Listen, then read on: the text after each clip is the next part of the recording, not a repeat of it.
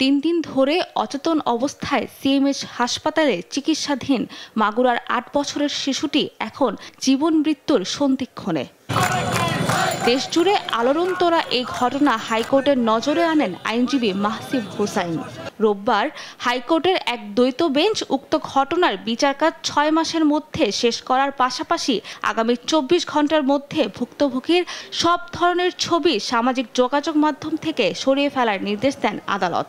Rape ভিকটিমের identity যেন কোনো অবস্থাতেই যেন ডিসক্লোজ না থাকে, এটা আইনের লঙ্ঘন হচ্ছে, আর এটাকেই যেন বাস্তবায়ন করা হয় তার জন্য প্রত্যেকটা গভর্নমেন্ট এন্টিটিকে কোর্টের উপর থেকে ডাইরেকশন দেওয়া হলো। এদিন শিশুটির পরিবারকে দেখভালে সংশ্লিষ্ট পক্ষকে 2 জন সমাজসেবা কর্মকর্তা নিয়োগ দিতেও বলেন আদালত। ইমিডিয়েটলি একটা 2 জন আপনার অফিসার নিয়োগ করে দেওয়া, যাতে করে হচ্ছে তারা যেন বাচ্চাটা যেহেতু হচ্ছে তাদের রেসিডেন্সটা মাগুরাতে, বাট এই মুহূর্তে তারা আছে ঢাকাতে, তার জন্য 2 জন ওয়েলফেয়ার অফিসার ঢাকা এবং মাগুরা উভয় তারা হচ্ছে কি ইমিডিয়েটলি বাচ্চাটাকে লুক আফটার করা শুরু করবে, যাতে করে বাচ্চাটার সেফটি, হেলথ, সোশ্যাল স্ট্যাটাস সবকিছু যেন তারা যেন প্রপারলি এনশিওর করতে পারে।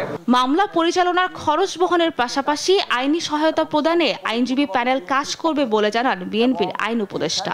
সম্পূর্ণভাবে এই আইনজীবী প্যানেলের কাজটা হবে পরিপূর্ণভাবে বিএনপির পক্ষ থেকে, এবং এইখানে কোনো ধরনের কোনো আইনগত সহায়তার ক্ষেত্রে আইনজীবীদের যে একটা খরচ থাকে সেই খরচটাও জনাব তারেক রহমান সাহেব ব্যক্তিগতভাবে বহন করবেন। গত 6 মার্চ বোনের বাড়িতে বেড়াতে গিয়ে ধর্ষণের শিকার হন শিশুটি। ঢাকা মেডিকেল কলেজ হাসপাতালে 2 দিন চিকিৎসা শেষে শনিবার সিএমএইচ হাসপাতালে ভর্তি করা হয় তাকে। সাবরিনা মজুমদার, দেশ টিভি, ঢাকা।